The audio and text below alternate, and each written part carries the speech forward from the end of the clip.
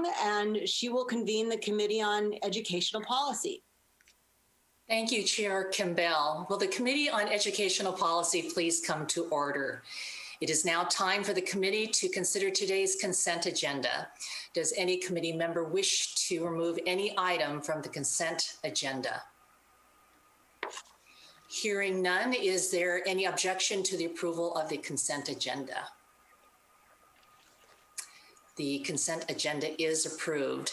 Moving on to item 2 of the discussion agenda is an information item regarding student veteran services.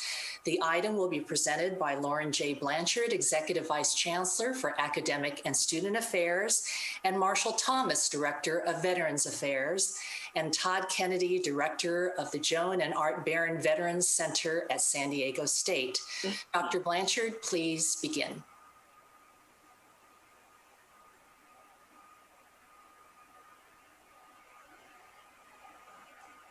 Sorry about that. Thank you so much, Chair Fong. Just last week, our country observed Veterans Day, honoring the brave men and women who have served our country and protected our freedom as members of the United States military. This includes thousands of active duty and veteran students enrolled across the CSU. At this difficult time in our history, when we find our nation divided in so many different ways and on so many different issues, there is one issue on which all of us can agree: our reverence and our deep appreciation for our veterans. And before I go further, in addition to Chair Kimbell, I too would like to thank members of our CSU family, students, alumni, faculty, staff, administrators, and trustees who have answered the call to serve our nation. We offer sincere appreciation for your service. Today, I find it to be a privilege to be able to provide you with an update on all of the services for veteran and military students within the California State University, including federal advocacy that has helped protect and sustain our students' benefits through the pandemic, and important new technology and programs that are greatly aiding our veteran students' progress toward their degrees. I'm fortunate to have Dr. Marshall Thomas, who serves as our Director of Veteran Affairs for the Chancellor's Office, who will now present this item to you. Dr. Thomas. Thank you, Dr. Blanchard. It's a pleasure to be here today to speak about the student veterans of the CSU. In addition to veterans, those who served in the armed forces of the United States and have been discharged from service, we also have many students who are currently on active duty, in the reserves, or the National Guard. Additionally, we serve dependents of service members and veterans. Collectively, we refer to these students as military affiliated. It's a great personal and professional honor for me to serve all of the military affiliated students of the CSU. Today, I'd like to provide you with an update on our military-affiliated students in the CSU, the many ways we support their success, and how our efforts are making a difference, not just on our campuses, but at higher education institutions across the nation. Let's begin with a snapshot of military-affiliated student enrollment in the CSU. The CSU serves more than 18,000 military-affiliated students on average. On the right-hand side of the slide, the chart provides a breakdown of education benefits used by both veterans and service members, as well as dependents. On the blue area of the bar on the left, you'll see that 5,694, or 82%, of the nearly 7,000 veterans and service members enrolled during this period are using one of the various U.S. Department of Veterans Affairs Education Benefits Program, generally referred to as the GI Bill, to fund their education. The bar on the right, which is focused on the dependents of veterans and service members, shows, also primarily in blue, that 3,560 dependents of veterans and service members use federal GI Bill programs earned by a veteran parent or spouse. Indicated primarily in red on the chart, the state of California offers the CalVet fee waiver to dependents of veterans with service-connected disabilities. 9,547 students use this benefit. Now, those of you quickly doing the math have likely noted that 9547 plus 3560 is significantly more than the 11,470, or the total number of dependents. This is not a data error. Approximately 1,600 students, represented by the lavender area in the middle, use both the Calvet fee waiver and the GI Bill education benefits. We're careful not to count those students twice. Now, one area that we've been diligently working on since my last report to the board is better data collection. To that end, a team here at the Chancellor's Office has worked with a group from our campuses to develop a reporting module that works with the student information management system used throughout the CSU that will be able to begin tracking the information as soon as an applicant identifies as a veteran or service member on their CSU application for admission. The module is in the final stages of development and should be implemented system-wide in fall 2021. Next, I'd like to highlight a few of the ways we're supporting our military-affiliated students. The move to primarily distance learning has impacted all students, but the impact of those using GI Bill benefits went beyond adapting to a new learning environment. A major concern for students this year was how their GI Bill benefits would be impacted by switching to online modes of instruction. Students use several different GI Bill programs, but the majority participate in the post 9/11 GI Bill. This program provides a wide range of benefits, including fully paying in-state tuition and fees directly to the campus, a $500 per semester book and supplies allowance paid directly to each student, and a monthly housing allowance based on the zip code of the campus the student attends and the mode of instruction. Monthly housing allowance for students pursuing their studies in fully online programs is significantly less. For example, a student who attends Cal State Long Beach in person receives approximately $3,100 for housing, while a student at San Francisco State receives more than $4,600 due to the much higher cost of living in the Bay Area. Now, a student attending a fully online program receives only $916 per month, regardless of where they may live. Now, you can imagine the concern moving our courses to an online modality due to the COVID-19 crisis had on GI Bill students back in March. Fortunately, the Congress passed and the President signed a bill allowing those students to continue to receive the in-person housing allowance in virtual format. I'm pleased to share that a bill was signed into law extending the benefit through December 2021. This allows our GI Bill using students to continue their studies without fear of significant economic hardship. Clearly, we're appreciative of the extension of these benefits to support our students as they continue to progress towards their degree goals.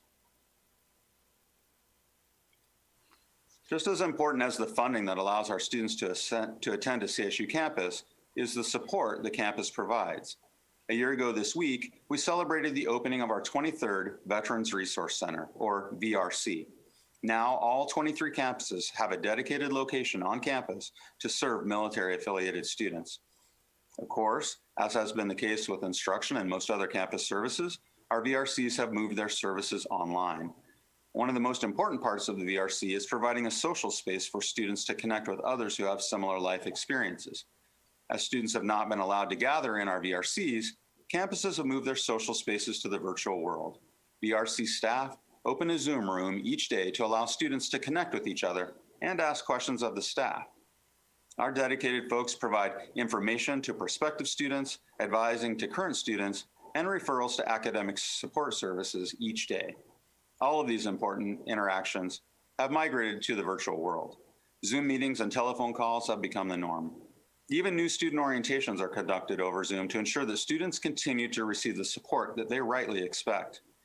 I'm also pleased to say that we've been able to celebrate the academic success of our students through virtual graduation ceremonies. I was honored to attend events for both our San Bernardino and Fullerton campuses in the spring. Many thanks to the VRC staff, the administration, and faculty of the campuses who logged in to support our graduating veterans. It's truly the people who support our military-affiliated students in the VRCs each day that deserve the thanks, and I'd like to introduce one of them to you today. I've asked Mr. Todd Kennedy to join us. Todd is a retired first sergeant who spent 22 years in the Marine Corps. I think you'll find his San Diego State University story very impactful. Todd? Thank you, Marshall. And thank you to everyone for the opportunity to speak with you today. I began my journey in higher education as a 40-year-old freshman right off active duty, pursuing a bachelor's degree in history at San Diego State University. I completed my undergraduate degree in 2016 and am beginning the research phase of my graduate program in anthropology, where my interests revolve around identity and perceptions. I started working at SDSU in my second semester as an undergraduate, as a student employee in the Veterans Center, and was hired a few months later as professional staff. My positions included Veterans Coordinator, Military and Veterans Program Administrator, and now Director of the Military and Veterans Program, overseeing all aspects of services and support provided to several thousand military-connected students on the campus. I've also been fortunate to have served in several external leadership positions, to include President of the SDSU Student Veteran Organization, member of the SDSU Alumni Board of Advisors, board member of the National Association of Veteran Program Administrators, and I present regularly to local, regional, and national audiences on cultural competency, imposter phenomenon, as well as diversity and inclusion. My experiences as a student, former and current, have been nothing short of awesome. I've been introduced to new ideas, faced and overcome unexpected challenges, met wonderful people, staff, faculty, and fellow students who presented different perspectives and ways of thinking. I could not have chosen a better institution than Cal State University, San Diego State University in particular, to advance my education and professional career. As a beneficiary of the and supportive programs in the CSU, I strive every day to offer the same quality of support to the service members, veterans, and families attending school today. The military and veteran community is a unique population that to be first-generation college students lacking the cultural understanding of higher education. A decade ago, when we regularly saw images in the media of thousands of veterans returning from Iraq and Afghanistan, we in higher education paid a great deal of attention to them as they entered our campuses. We created Veterans Resource Centers and trained staff to serve the needs of this unique population. It's important to remember that the United States has been creating veterans for almost 250 years now, during times of war and during times of peace, and this will continue even when we aren't seeing them on TV. Our campuses will continue to serve them when they get here, GI Bill in one hand and ready to pursue their degrees. The GI Bill, it's a very complex and complicated program that changes often through legislative and regulatory action. Dedicated and selfless staff members on our campuses, school certifying officials, program administrators, advisors, and many, many others help students navigate the nuances of this program. The staff and faculty we have at our campuses are truly some of the most dedicated individuals I have ever worked with and continue to provide unwavering support to the students. Thank you very much to the board and campus presidents here today for the much needed support that you've given them and for your continuing support in the future. Finally, thank you again for the opportunity to speak today and for the commitment provided to our veterans, service members, and their families pursuing their higher education goals. Thank you. Thank you, Todd, both for your decades of service in the Marine Corps and for your continuing service at San Diego State. I know student success is at the heart of all you do.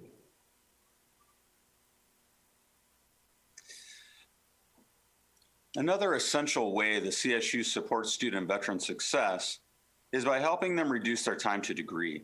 One way we can do that is to honor the training and education they receive while they're in the military. In 2018, the state legislature required the chancellor of the California Community Colleges to develop a policy to evaluate and give college credit, where appropriate, for military education and training. A broad-based working group, including representatives from the CSU, developed a policy, now codified in Title V, that has been forwarded to all 73 California community college districts. Each must adopt local policies for their districts by the end of this calendar year.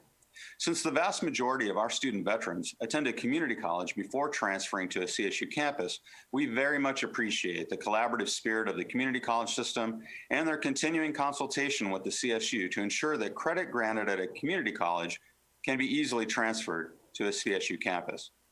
The CSU has long granted credit for formal military education and training. Our policy is currently being revised to reflect changes in the evaluation of military training implemented since our policy was developed a decade ago. This revision will help campuses as they review their credit for prior learning practices in the coming year. By awarding credit for coursework completed while in the military, we reduce the time it takes our veterans to complete their degrees and allow them to move into the workforce or on to graduate studies. I'd like to conclude my presentation by sharing one of many ways that we create welcoming campus environments for those who have transitioned from military life to the life of a university student. VetNet Ally is the product of my own doctoral dissertation project at Cal State Long Beach, modeled after LGBT Safe Zone Ally programs common at colleges and universities. The primary purposes of this half-day seminar are to educate staff, faculty, administrators, and students about military service and how it impacts student veterans pursuing higher education. Those who participate in the program receive a decal that looks like the image you see on this slide to display in their workspace to let student veterans and other military-affiliated students know that the person not only supports them, but has taken the time to learn about them as well.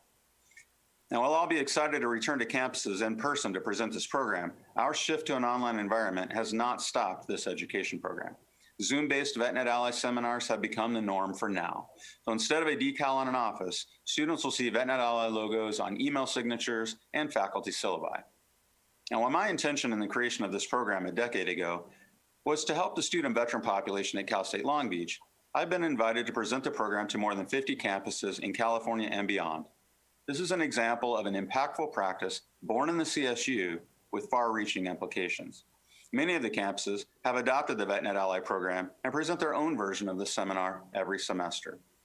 Support for veterans in higher education is indeed broad, but I'd like to echo Todd's comments and thank those of you who are here today, the Board of Trustees, the Chancellor and Chancellor-Select, and our presidents for your continuing support of military-affiliated students in the CSU. I'll now return to Dr. Blanchard for concluding remarks. And special thanks to Mr. Kennedy and certainly to you, Dr. Thomas, for participating in this presentation. And as you just shared, Dr. Thomas, the CSU is quite privileged to be of service to thousands of student veterans, service members, and their dependents as they pursue a high-quality college degree that will give them the skills, the knowledge, and the dispositions to succeed in the workforce. Each of our 23 campuses is home to a vibrant Veterans Service Center, all of which successfully transitioned to virtual service last spring to continue to provide support to our veterans through the pandemic. These vital centers not only connect our veterans with campus-based services and assistance with benefits, they also give our veterans the sense of belonging and the sense of camaraderie that is so necessary to college success. As the CSU continues to advance our graduation and equity goals, we remain steadfast in our commitment to our student veterans and to providing the critical services they need to persist and to achieve their degrees. Chair Fong, this concludes our presentation. We welcome the board's questions or comments at this time. Well, thank you all for this presentation. And I would like to add my thanks to Todd Kennedy, our veterans, our active duty service members, and military families for your service and sacrifice. Are there any questions or comments from the board? I'll start it off. I'm really happy that since November 2019, all 23 of our campuses has a VCR. And in our agenda materials, it says that more than 90% of student veterans in the CSU are transfer students. Many have exhausted or nearly exhausted their benefits at a prior institution. And also that it's great that each of our campuses has developed a relationship with VRCs at their local California community colleges. But do we recruit veterans directly so that their benefits aren't exhausted before coming to the CSU? I think the answer to that question is yes. We do work with the community colleges very closely to ensure that the students in their VRCs recognize the pathways to the CSU. Our goal, of course, is to ensure that they're on a very quick track through the community college system so that they do get to us and still have benefits remaining. As you saw in the slide with the data on it, the first slide. About 82% of our student veterans are still using benefits when they get to us, but it is true that many of them do run out of their benefits prior to graduating. For that reason, we also encourage them to be applying for traditional forms of financial aid to ensure that they don't have financial issues during primarily the last year or last semester of their education programs. Thank you. Trustee McGrory? I just want to add to what, in answer to your question, one of the things that I know Todd does with the Veterans Center at San Diego State, as well as up at San Marcos, is to actually actively go on to the bases and talk to people as they're getting out so they don't get, I'll say nicely, ripped off by the for-profit universities, and that they go into more traditional forms of education. And they do an excellent job at that outreach. Wonderful. Thank you for that, Trustee McGrory. I see no other questions, so I'm going to move on to our next item, which is item 3 of the discussion agenda, is an action item regarding amendments to Title V regarding ethnic studies and social justice, GE Breath. The item will be presented by Lauren J. Blanchard, Executive Vice Chancellor for Academic and Student Affairs, and Dr. Allison Wren, Associate Vice Chancellor for Academic Programs, Innovations, and Faculty Development. Dr. Blanchard, please begin. Again, thank you so much, Chair Fong. Today, we present for your action an item to amend Title V. At its July meeting, the board approved an addition to Title V, enacting a new general education course requirement in ethnic studies and social justice. Subsequently, on August 17th, Governor Newsom signed into law Assembly Bill 1460, requiring all CSU students to complete a 3-unit course in ethnic studies as part of a baccalaureate degree program. Given the passage of AB 1460, it is appropriate to update the Title V description language. Today's action item will ensure that Title V is aligned with the language included in AB 1460 by removing 3 words, quote unquote, and social justice. In addition to requesting action on this simple yet necessary edit, we would like to take the opportunity as well to provide you with an update on the implementation of this historic requirement, the first change to CSU general education in the past 40 years.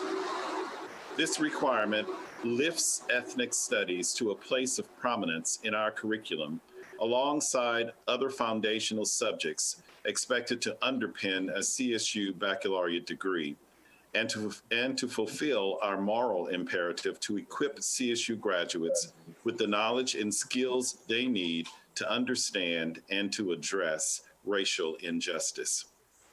Through thoughtful and continuing discussions with a wide range of stakeholders, we have thoroughly considered all options and have arrived at a plan that upholds the spirit and the letter of the law, including abiding by a timeline that ensures that ethnic studies courses are available on every CSU campus by fall 2021. What's more, this approach minimizes obstacles for students and presents a consistent and straightforward path to graduation for all CSU students, undergraduate students, those who enter as first-year students, and those who arrive to us as transfer students. I would now like to take the opportunity to introduce Dr. Allison Wren, who will provide an implementation update, including outreach with stakeholders, the reasoning behind this new course requirement being placed in general education, and will share with us our current timeline. At the end of her presentation, we will ask for your action on the Title V change to update the description that is necessary and fundamental to this requirement. Dr. Wren. Thank you, Dr. Blanchard. I'm pleased to share that we have made significant progress in preparing campuses to meet the new requirement by fall 2021. Since we last met in September, the CSU has invited and received meaningful feedback from a variety of stakeholders regarding implementation of the ethnic studies requirement. We have engaged in numerous conversations with members of the Academic Senate of the CSU, the Ethnic Studies Council, and the Cal State Student Association. We have also met with every campus faculty senate chair, met with campus faculty senate committees, and consulted with our higher education partners from the University of California and California Community Colleges. These wide-ranging conversations have informed and will continue to help influence our plans, including revisions to the CSU's general education policy. Our goal is to develop a system-wide CSU policy that offers clarity and consistency for students, regardless of their chosen campus, major, or entry point. A working draft of the updated policy was shared with all 23 campuses, the Academic Senate, and the Ethnic Studies Council. As is the case, whenever there is a proposed policy change, we have received resolutions from faculty senates and communications from individual faculty, students, and administrators. Feedback has been both in support of and opposition to proposed changes to CSU general education. One important step towards consensus was the approval of the requirements core competencies. Ethnic Studies Council faculty created the original versions and subsequently worked with the statewide Academic Senate to arrive at final revised core competencies. Members of the Office of the Chancellor participated in these meetings as mandated by AB 1460, but the competencies are wholly the work of CSU faculty with complete autonomy. This was no small undertaking and represents the strong commitment of our faculty and administrators to this new requirement. Finally, to foster greater transparency and provide timely updates on our progress, we've created a website to serve as a repository of information. This site is being updated regularly to address questions and concerns as they arise in the process. Throughout our many conversations, we have been guided by both the spirit and letter of the law. A copy of the full language of AB 1460 was included in the materials provided to you by Trustee Secretariat KISS. In it, we find the guideposts that have influenced our implementation plan. Within the bill's findings and declarations, it reads, in part, ethnic studies are an interdisciplinary and comparative study of race and ethnicity, with special focus on 4 historically defined racialized core groups: Native Americans, African Americans, Asian Americans, and Latina and Latino Americans. A report of the California State University Task Force on the Advancement of Ethnic Studies, commissioned by the Chancellor's Office, recommended that ethnic studies become a general education requirement throughout the California State University system. Within Section 2 of the resulting Education Code, we are directed on the timeline for implementation as well. Commencing with the 2021-22 academic year, the California State University shall provide for courses in ethnic studies at each of its campuses. Commencing with students graduating in the 2024-2025 academic year, the California State University shall require, as an undergraduate graduation requirement, the completion of, at minimum, 1 3-unit course in ethnic studies. The university shall not increase the number of units required to graduate from the university with a baccalaureate degree by the enforcement of this requirement. The goal to add this new requirement without increasing the number of units to graduate leads us to our next discussion point. As we heard earlier today in public comment, there are many strong, heartfelt views as to where the new requirement should be placed in the CSU curriculum. Some believe an undefined graduation requirement would be sufficient, while others believe it would be best placed at the upper division. Others also note the impact on high-demand majors like computer science and engineering if such a requirement is not implemented as a lower division general education requirement. We appreciate and respect the perspectives shared and the reasons that underlie each perspective. After extensive review of other laws that impact CSU curriculum and conversations with multiple stakeholders, we believe the path that best serves all of our students is a lower division general education requirement comprised of approved courses from the disciplines of Native American, African American, Latino and Latina, and Asian American studies. There are a number of factors that have led us to this conclusion. Allow me to note a few today. One of the primary drivers for the requirements placement in general education is that this recognizes the importance of ethnic studies. In a recent article regarding the CSU's new ethnic studies requirement, a nationally recognized scholar on Mexican American studies writes, "A general education curriculum is a reflection of what an institution values."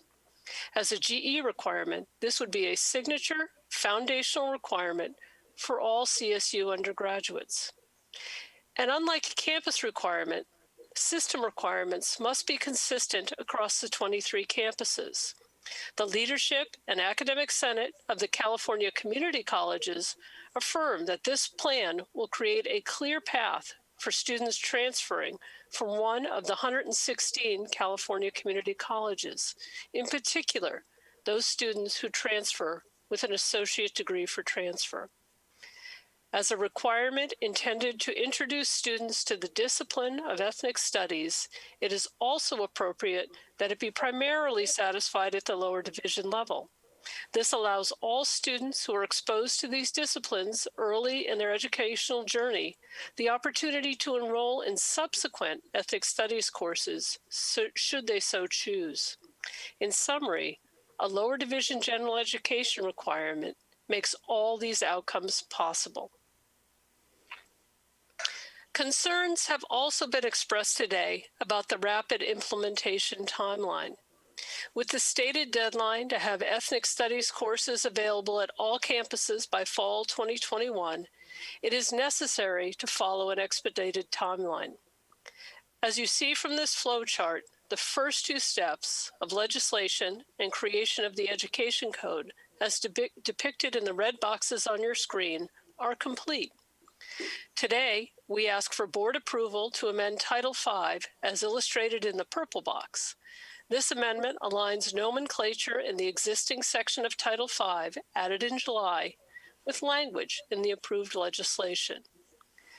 The draft of an updated policy on CSU general education breadth has been distributed for comments to CSU campuses and various stakeholders.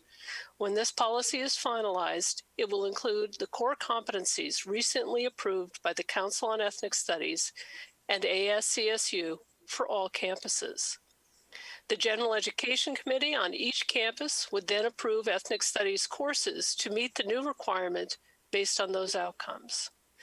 The pace may feel brisk, and yet it is necessary to ensure we meet the milestones that have been directed by the legislation and resulting law. Thank you for the opportunity to share our progress.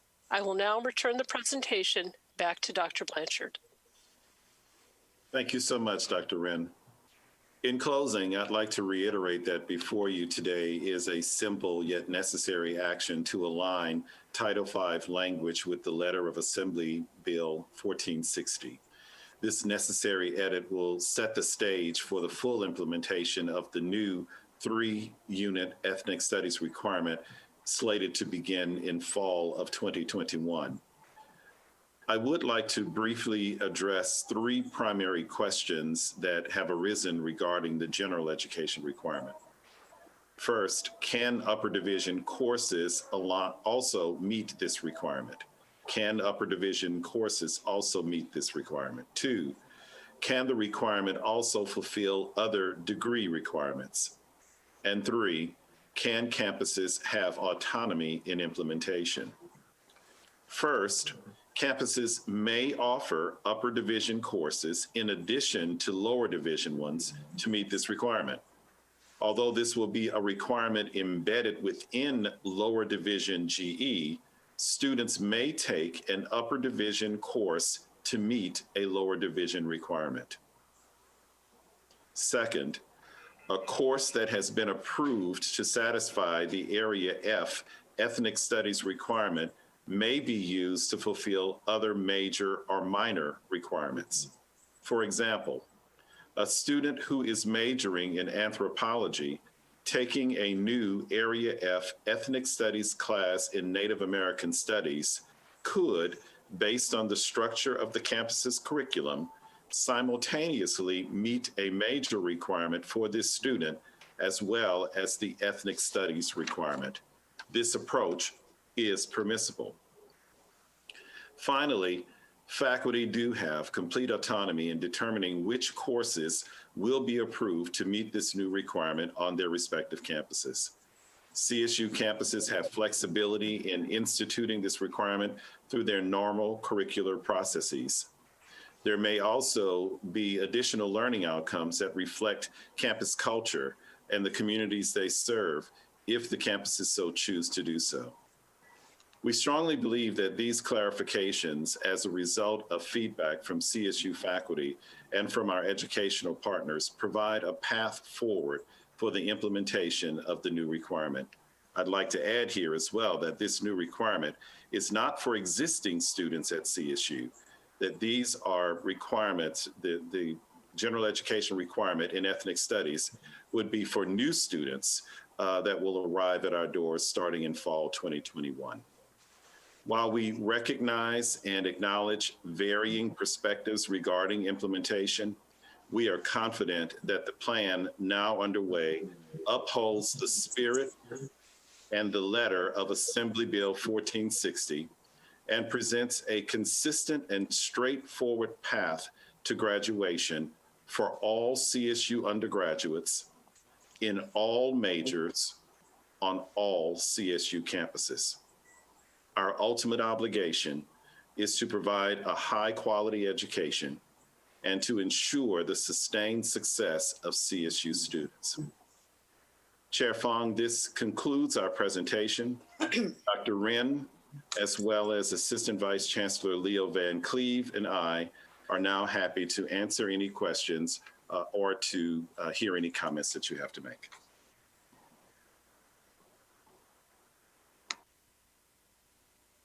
Linda, you're muted. You're muted, Linda. Linda, Please start over. Linda. Thank you. Thank you both for that presentation. Because this item involves amending a provision of Title V of the California Code of Regulations, these proceedings are deemed to be a public hearing under the provisions of the California Education Code. During the 45-day notice period for this action item, no written comments were received by the Chancellor's Office staff in relation to the official posting of this amendment.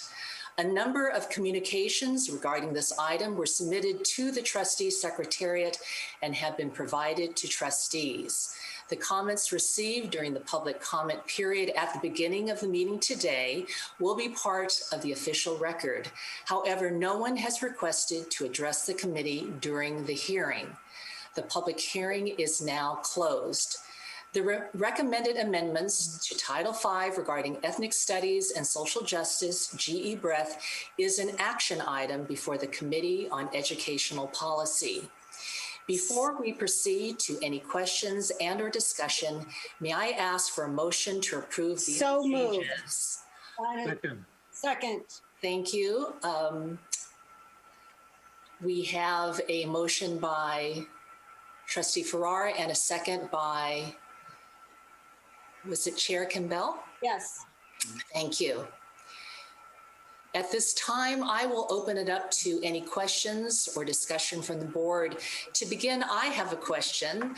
I, along with all of the trustees, received a copy of a resolution from the Academic Senate passed on Friday. In their communication, they raised concerns about the placement of this requirement in general education.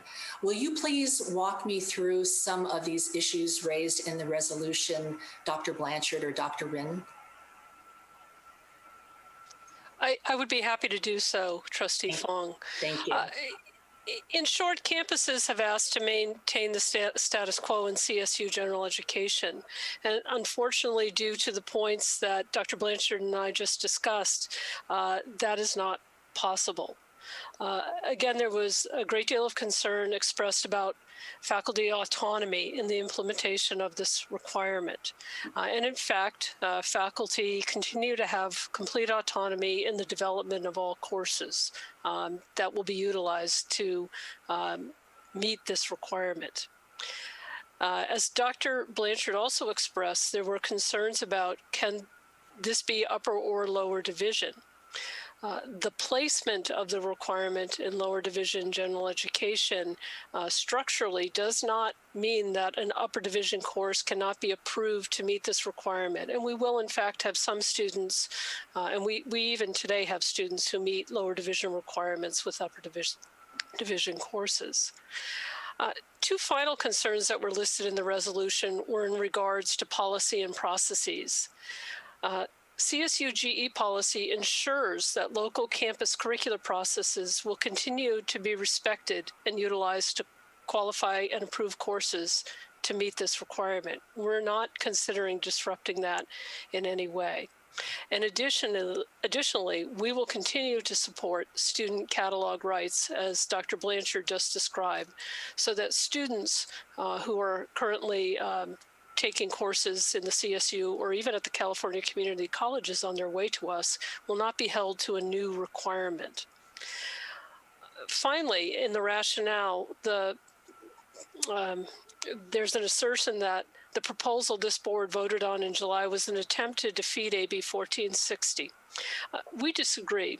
We believe that we were attempting to create a broader requirement crafted within the CSU with fuller consultation over a longer period of time.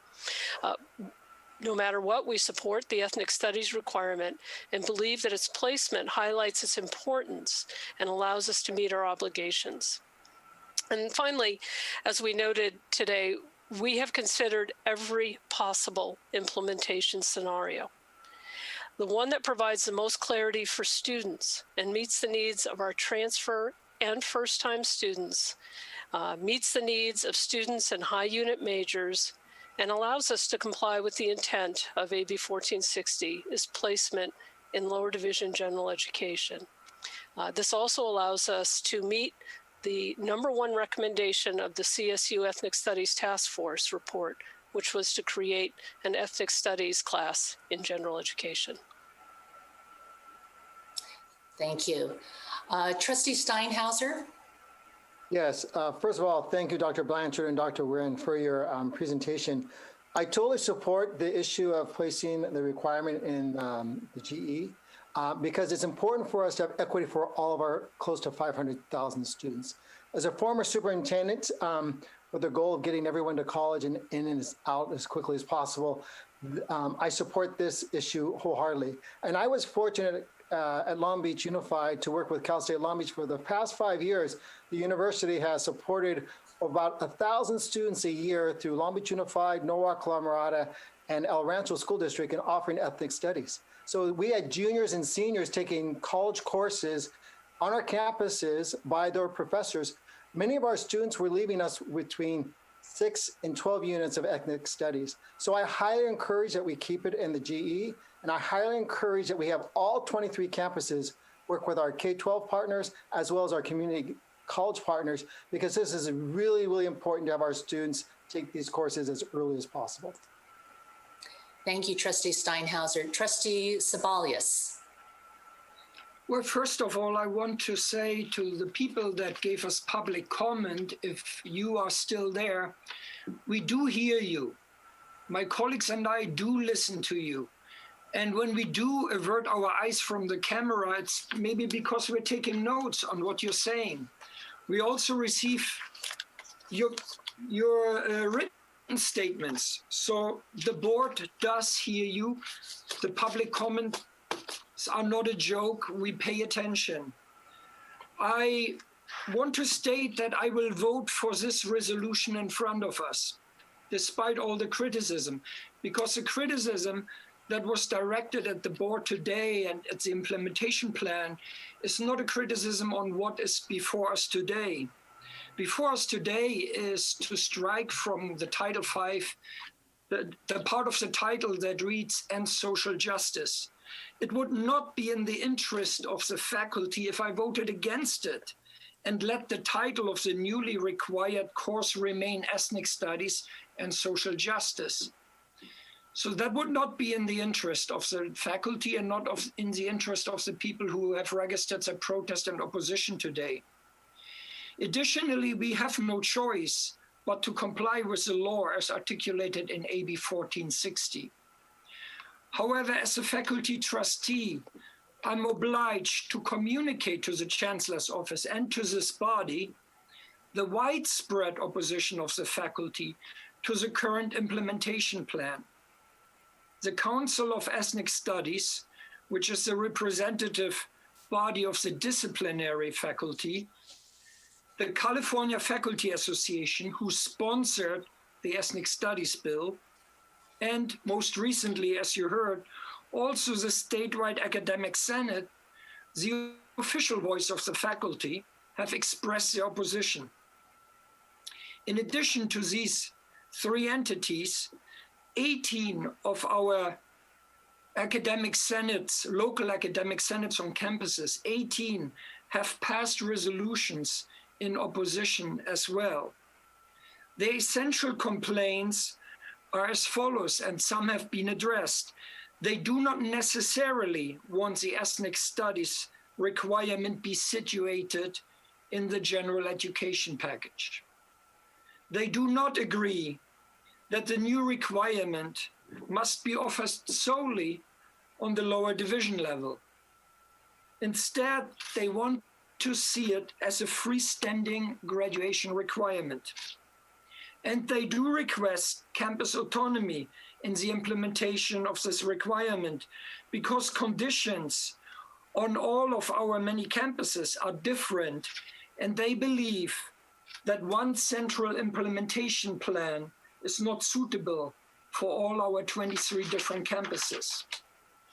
Furthermore, they want the Board of Trustees to amend Title V to undo the cut to Area D in social sciences of 3 units to make room for the additional 3 units of the new requirement without overall increasing the number of units to graduation, which is required by AB 1460. To be fair to the drafters of the proposal of the proposed implementation plan in the Chancellor's office, I need to state that the faculty has changed its mind on this matter. Initially, most desired that the ethnic studies requirement would be housed within GE, but both the Council of Ethnic Studies and the statewide Academic Senate have reversed their position and now believe that an inclusion of the requirement in GE is too restrictive. They were also taken by surprise when in July we changed the Title V. Now, of course, it was discussed that the ethnic studies requirement would be housed in GE, but what came as a surprise to most faculty members was a cut in Area D in the social sciences. And many feel that this adversely affects allied disciplines of the ethnic studies. It's taking, I guess it's an English impression, it's taking from Peter to give to Paul, or something like this. They were absolutely not in favor of that. I clearly, however, communicated to the faculty that the board cannot rescind this Title V change from July. And it also cannot make changes to the educational code at this meeting.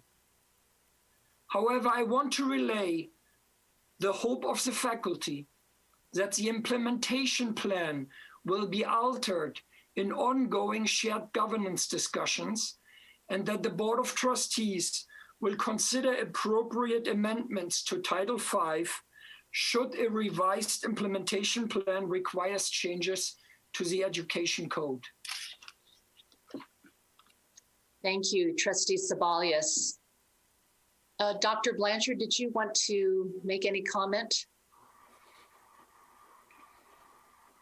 The only comment is, first of all, to say thank you to Romy for summarizing all of that which we have closely listened to over the past few months, especially since we have been as transparent as we can possibly be with the suggested or the draft plan, and for all of the input that we have sought from all different groups, be it our own faculty members, be it at the community college level, be it at the University of California, just to make absolutely sure that not only are we following the law in terms of implementation, but that more so that we want to make absolutely sure that we don't have any deterrence in the way of students being able to take this requirement, but then more importantly, to make sure that they're going to be able to take it in such a way where it is as unambiguous as possible in terms of where it's placed in the curriculum. I can't underscore enough the statement that was made earlier in terms of the values that we hold at CSU, and that one of those values, and it's not just at CSU, this is just across the nation in higher education. General education is the place where we place emphasis on courses that matter a whole lot, that adds value to us and to our students in terms of knowing that the kinds of knowledge, skills, and dispositions they will master in accordance with those general education requirements really set the foundation for them in order for them to reach not only their academic goals, but their personal goals and their career goals. We believe wholeheartedly, and certainly echo the sentiments of a number of people, that the placement in general education is the right place for it, not only because of where it is, but also to make sure that all students will have the benefit, be it if they come as first-time students or as transfer students, that we know wholeheartedly that they will know which course to take, and that more importantly, that it's going to be foundational to their educational experience. Thank you, Dr. Blanchard. Trustee Taylor, please. Thank you, Chair Fong. Provost Blanchard, I'm trying to wrap my head around exactly what the opposition is. We have this legislation, it passed, it was signed by the governor. We have no choice but to implement it on a very, very aggressive timeframe. And as I see it, I think this is the typical CSU conundrum where 23 campuses want as much flexibility as possible. And yet at the same time, here we have this legislative mandate where we have to have some kind of standards to ensure that we comply. Is the tension in that system-wide standards versus system-wide handcuffs debate and finding that right balance? It's an understanding that this is a system-wide requirement, and that with that, we want to make sure that there is some commonality as students, especially transfer students, enter our doors, and that we fully understand that many of our campuses, the ones that are well developed and have been offering strong ethnic studies programs throughout the years, that they are really accountable for ensuring that students are mastering those knowledge and skills associated with those ethnic studies courses.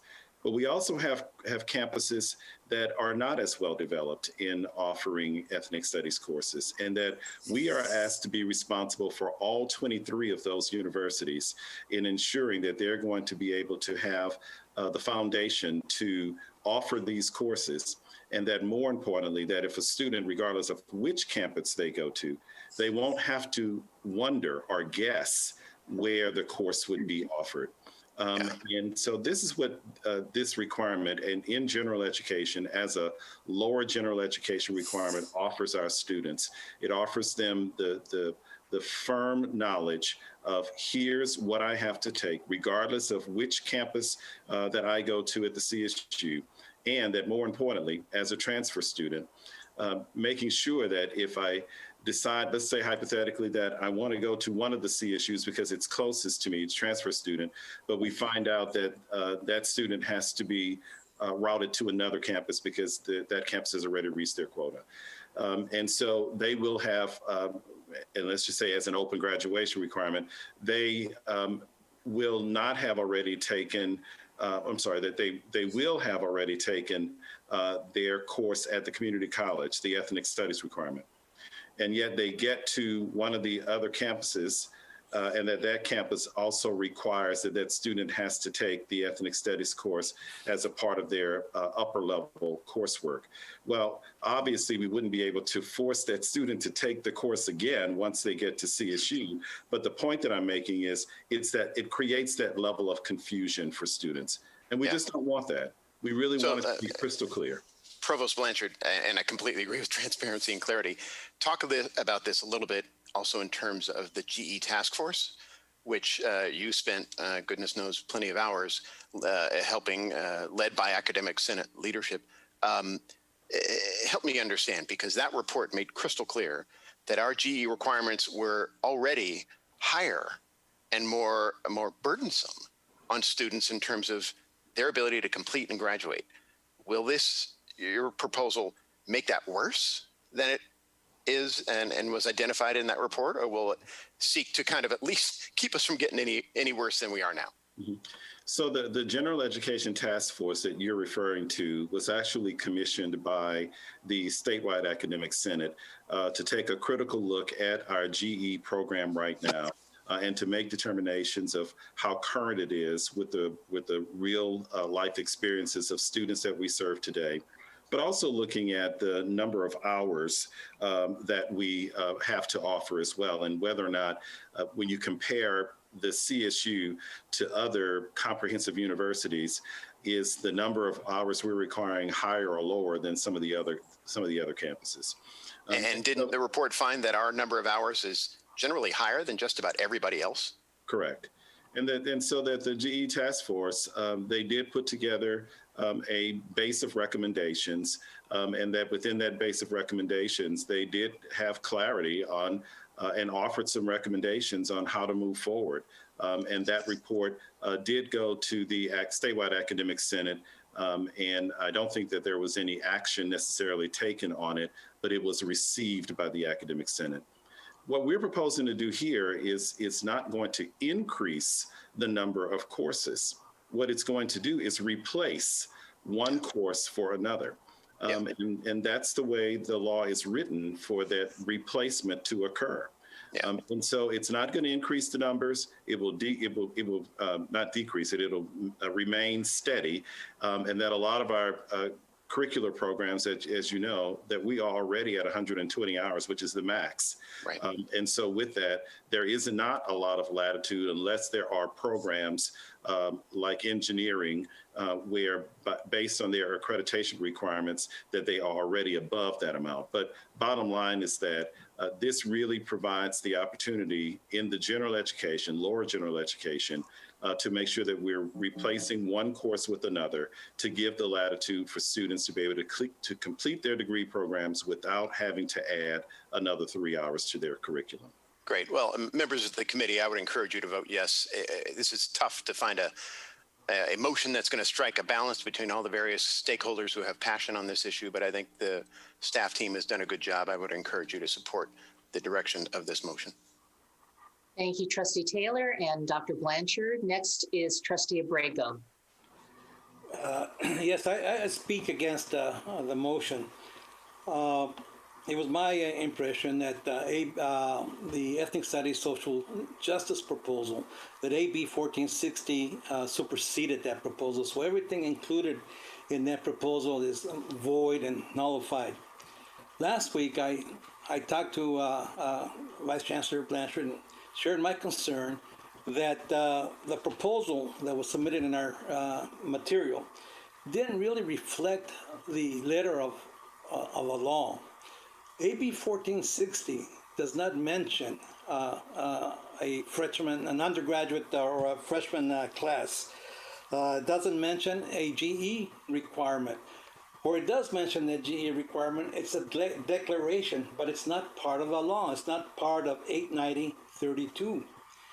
And so, as I think about this, and the comments that were made earlier today, and then with the material that has been submitted, and also because our belief that the California State University Academic Senate is the official voice in matters of curriculum. So we have the CSU Academic Senate. We have 19 campuses not supporting this proposal. So I would vote against the motion and suggest that instead we take the proposition submitted by our official academic voice from the faculty, endorse that as the proposition or the implementation plan going forward. If I might just respond briefly, Trustee Abrego, to your point about the findings and declarations section being the only place where the notion of general education was housed. It is also, in fact, the only place where the notion of the 4 historic groups is mentioned. But even more clearly, the idea of curriculum and faculty autonomy, you're right. The faculty have autonomy over the coursework that will meet this requirement. But the process to implement a law that names the CSU as the group that must implement it necessarily comes through the board to the chancellor, and the chancellor within Title V is given broad authority to implement general education. As for whether this law would nullify board action, I would leave that to General Counsel perhaps to respond to. I don't know if Andy Jones would like to make any comments on that, but certainly I didn't see that as something that would happen. Just for clarification then, I understand under the declarations that it's being used as justification for the section 89032, but it's not part of the law. As I recall, when the when the Minority Task Force or the Ethnic Studies Task Force report was submitted, we were informed that that the report only informs the board, but it wasn't a policy decision for us that needed our approval to proceed with it. And the other thing that I'm concerned about is that if we don't follow the letter of the law, we're actually inviting further legislative intrusion into our affairs because we're not adopting what was intended in the law. There's no mention of a GE course and an under division freshman course. Just wanted to make that clear. And Andy, I don't know if you want to jump in, but Sure. Go ahead. There's a lot of issues floating around here, but I'll do my best. Trustee Abrego, in answering the question about whether or not GE is required by the law, you have to look not just to the 4 corners of the statute, but to the legislative intent behind this law. And I would argue that if we ended up passing a Title V regulation with this not being part of GE, that we would be violating the legislative intent of this particular statute. Oftentimes you have to dig and look very hard to find what the legislature intended when it enacted a particular statute. In this case, we're given a roadmap. In Section 1 of AB 1460, the legislature calls out in its declarations and findings this reference to general education and the fact that that was a recommendation of the task force. We go beyond that, and readily available is the floor testimony of the bill's very author, Senator Weber. And Senator Weber also referenced the task force and said that the #1 recommendation of that task force was that ethnic studies be a general education requirement throughout the CSU. And then she went on to say that her bill, AB 1460, codifies that #1 recommendation of the CSU task force. So when it comes to trying to decipher legislative intent, which is often very difficult, in this case, it's a fairly straightforward exercise. I think there's no question that the intent of the legislature was that this requirement be embodied in general education. Thank you, Trustee Abrego and Executive Vice Chancellor Jones. Trustee McGrory. I speak out in strong support of the Chancellor's recommendation on this, and I do it for a couple of reasons. One, I've had to listen to former Trustee Eisen talk about this issue many, many times, and she was on that task force that studied the GE requirements for this university. And across the board, they came back with a recommendation saying, we have too many general education requirements. We're requiring more of our students than most national public universities do. And they recommended specifically that the number of GE unit requirements be reduced from 48 to 42. That report was delivered in February of 2019 to the Senate, and apparently nothing's really happened to that. So I feel strongly that ethnic studies should be a general education requirement, but it should fit in within the 48. And if we believe it's a priority, something else is going to have to fall away. And we do believe it's a priority, and we've been told by the legislature that it's a priority, and we need to make it happen inside general education requirements in the 48. If you add it as a non-GE requirement, now you basically have 51 courses being required, which is just off the charts in terms of what other universities are doing. And you're not being student-centric. Students need to be able to experiment beyond general education courses and their major in mind, and to look at other courses and learn from them. I went to law school because I took non-major courses and got very interested in political science and the law. You got to give students that ability to be able to make decisions on their own. And I think we ought to go back and revisit those task force recommendations that have just languished there after a broadly represented group of students and faculty and trustees studied this over 2 years and came in with recommendations, and we haven't done anything with them. Thank you, Trustee McGrory. Chair Kimbell. Yes, I agree with Jack said, and I would like to move that we vote on this action item. All right. Thank you. So there has been a motion and a second for approval of this amendment. Because of time restraints, we are going to move forward. So I'm going to call for the vote. Ms. Kiss, will you please take a roll call vote? Just a quick point of order, may I? A clarification. Because we are talking about a task force, but really we are talking about two task forces here.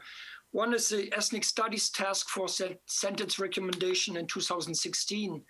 And one is the GE task force that was founded later and sent another recommendation. I want to make sure we don't mix this up. Also, my colleague Abrego and I, we have the same opposition, but despite the same opposition, I urge Trustee Abrego to vote yes on the motion before us, because what is before us is not whether it's going to be in GE or not. What is before us is only, do we cut end social justice from the title of the course? If we don't do this, Trustee Abrego, then our colleagues, my colleagues, the faculty, the ethnic studies faculty, will be very upset that we leave this title as ethnic studies and social justice. Now, today, I believe we have no choice but voting for this motion to perfect the Title V. But next year, in other meetings, we can further amend it or we can further perfect it. But today, we have a very, very simple choice between making the title of the requirement better or leave it as we did it in July. So I share your concerns, Trustee Abrego, but by voting no on this motion, we are not helping our course or the course of the faculty. Thank you, Trustee Sibilia. So I see that Chancellor White has his hand raised. So I'm going to call on Chancellor White, and that is it, because we have had a call for a vote. So Chancellor White, you will have the final comment. Thank you, Trustee Fong. I just simply encouraged an affirmative vote today for the reasons that have been said by many of you. But I also, since this is my last time to comment on this, when you come back to the conversations in the new year, I submit that you as trustees have a solemn responsibility here to take actions and enable all students to benefit by this requirement. And when there's a group that comes from a certain discipline who says, don't take it out of this area or don't take it out of that area or et cetera, they are looking at it through, understandably, and I acknowledge and respect, through the lens that they bring to the equation. But there is one body that brings the lens of the California State University. And has, just as we have set in other areas of general education, sections A, B, et cetera, the campuses have chosen what courses fit in those areas. But the board has endorsed those broad parameters, those bins, if you will. We have to be as responsible for a transfer student as we do a first-year student. We have to be responsible for a student studying in the liberal arts and humanities, or in business, or the life or physical sciences, or engineering. And before many of you were on this board, it was an era of where so many of our undergraduate programs had creeped well above 120 credits in order to get your degree in X, Y, and Z. And one of the first things that I had to do when I came in as chancellor is go through the process and working with each campus and the campus through its Senate and academic leaders to get everything down to 120. And the only way a program could be above 120 was if I personally approved it. And so we went from having this many courses over 120 down to now just a very few where there's an accreditation requirement or a performing arts requirement that leads to 122 or 124 on the semester clock. And likewise, there was pressure to decrease the general education down to where it is now 48. And I fully concur that we're still well above what most everybody else thinks is necessary. And that report that says 42 ought to be rekindled. But to stay at 48 and 120, something has to come out. It's simple mathematics. And you have a responsibility to make sure it works for all of our students, rather than an interest that comes from a campus or from a special perspective within a campus or across campuses. So thank you, Trustee Fong, for letting me have that moment to get on a soapbox, because I won't have it much longer. Well, thank you, Chancellor White, for your comments, and for my fellow trustees, and also for all the public comment on this, this amendment. So there has been a motion and a second. So Ms. Kiss, will you please take a roll call vote? Only members of the Committee on Educational Policy may vote at this time. Again, trustees, please unmute your audio for the roll call vote as Ms. Kiss calls your name. Chair Fong, I apologize for the interruption, but I just want, because Rumi made a comment, and I'm sorry, Trustee Kames, we've heard your comments before. Oh, no, I've been told by the chair that we're really over time. And so if you could, we've heard your comments before, we understand your position. So may we move forward with a vote? I just want to know what we're actually voting on. Yes. So and I'm saying this because Rumi said that it's just a change of title rather than deciding where it actually is. So that kind of threw me off. All right. Correct. That's correct. It's just a title change from Ethnic Studies and Social Justice to Ethnic Studies. That's it. Thank you. Just wanted to clarify that. Thank you, Trustee Kames. Thank you, Trustee Fong. Okay, so Can I have a clarification on that too? So we're not voting on section 89032?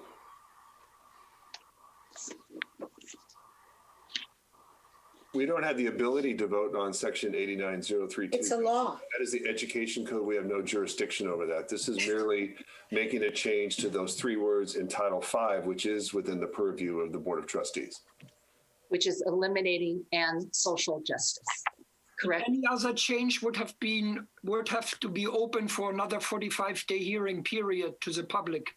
Okay, but we're voting on, well, maybe the wrong section, but we are voting on 40405.1. But only what was proposed in the information item in September. I call the question. Yes, we are voting on exactly what you said, Trustee Abrego, exactly as it appears in the agenda, unaltered, and that is the motion that's on the floor, and the question has been called. Thank you. I will begin with the committee members. So Trustee Abrego. No. Trustee Adamson. Yes. Trustee Carney. Yes. Trustee Fagan. Yes. Trustee Farrar. Yes. Trustee Fong.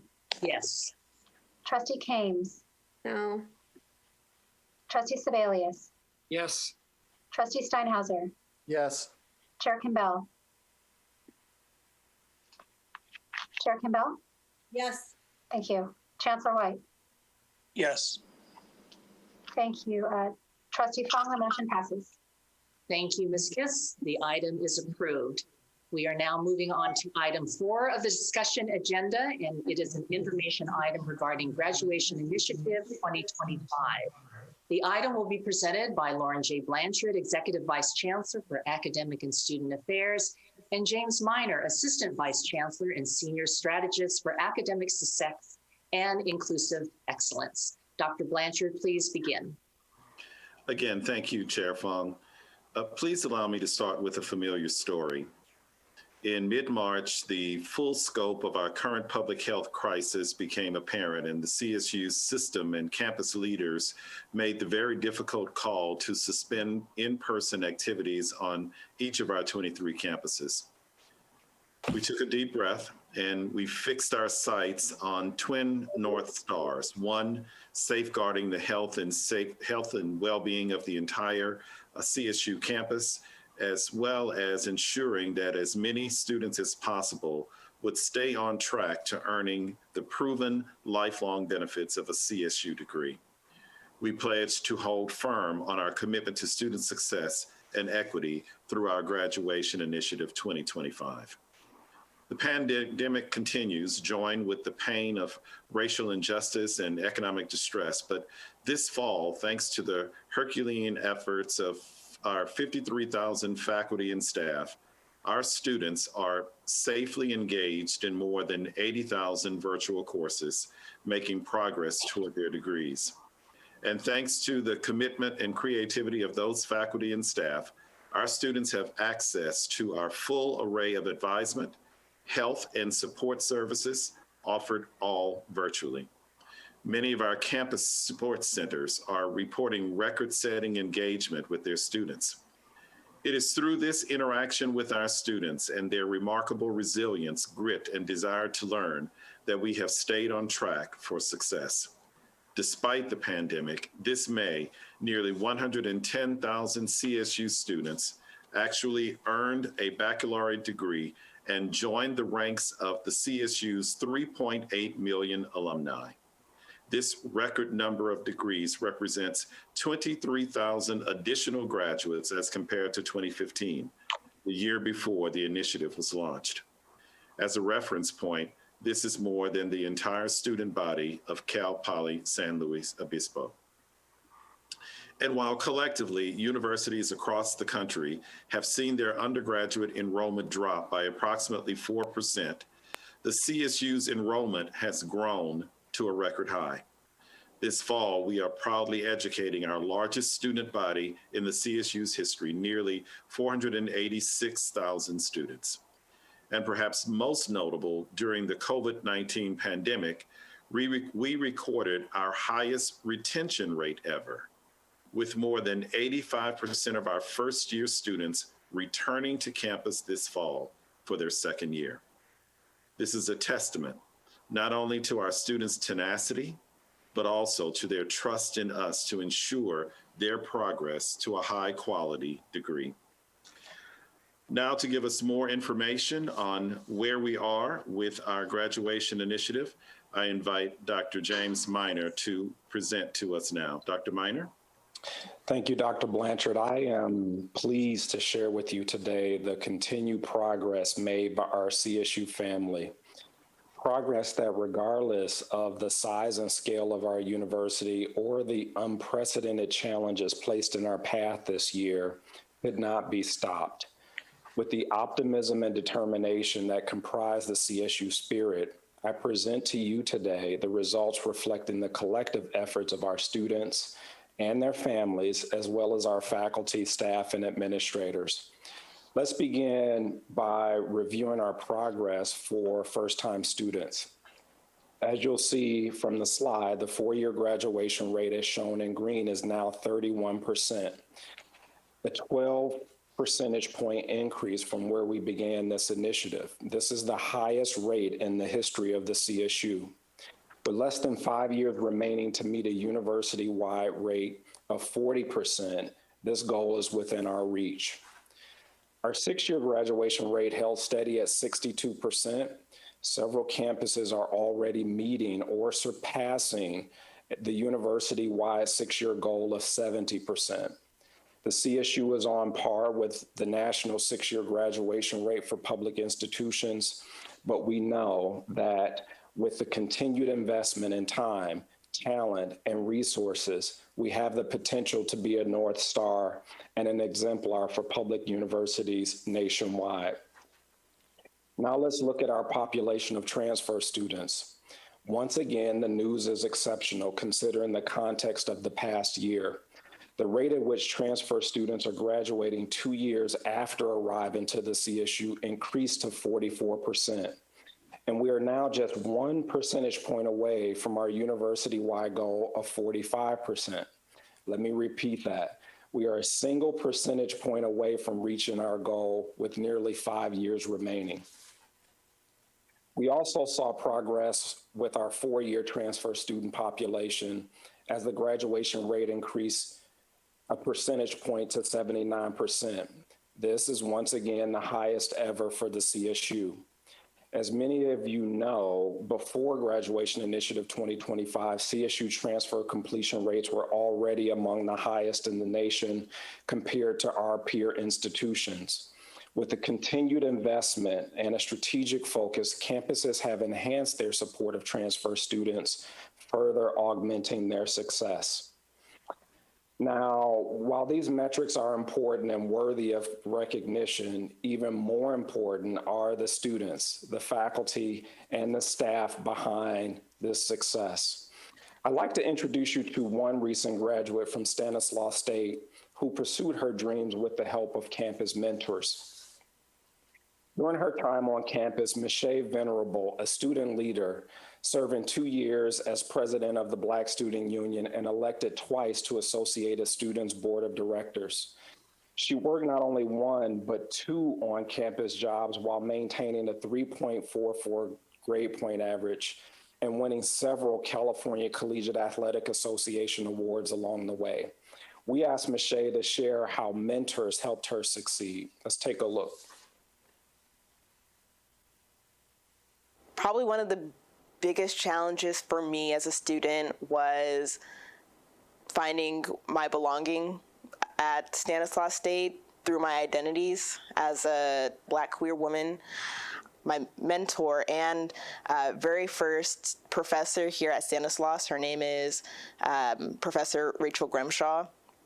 She would take time just out of her day and she would support me beyond, office hours, beyond being in the classroom, because she was my mentor in the LGBTQ mentorship program, which she introduced me to. She definitely checked in on me often. She encouraged me and challenged me a lot to really just to do better for myself. Especially being a first-year student, I was very nervous about just going to college and the schoolwork, and she definitely provided a lot of support to me, especially through my identity as a queer person on campus. Having mentors is important for students to provide guidance that students may not see on their own, to provide motivation for students, just that extra push that students may need. At least in my experience, I know that it's easy to become complacent in what I'm currently doing, and having a mentor such as Rachel and my coach and Naisha and my supervisors, that definitely gave me just a little push, so I can pursue something greater than that I never thought I could pursue. So I think that's extremely important and beneficial with having mentors for every student. All of those experiences on the track, in the classroom, where I switched my major to ethnic studies, gender studies, and economics, where I learned about all of my identities in one, and that it could all be mixed and intersected together. And I learned that I can utilize my voice to empower myself and people around me. Those definitely all led to where I'm at today, and I work and I support underserved and underrepresented youth in my community. And I don't know if I even would be there if it weren't for my CSE degree.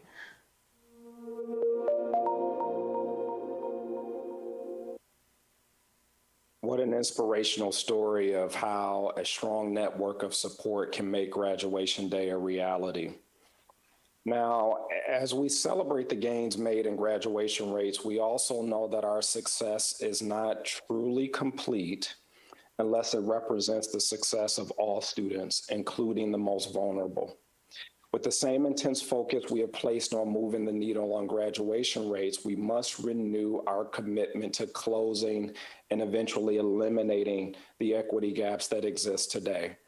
Our momentum may not always be robust. As we've learned from this year, there are still significant challenges facing our students, and next year may look different from today. However, that cannot change our focus on closing these equity gaps.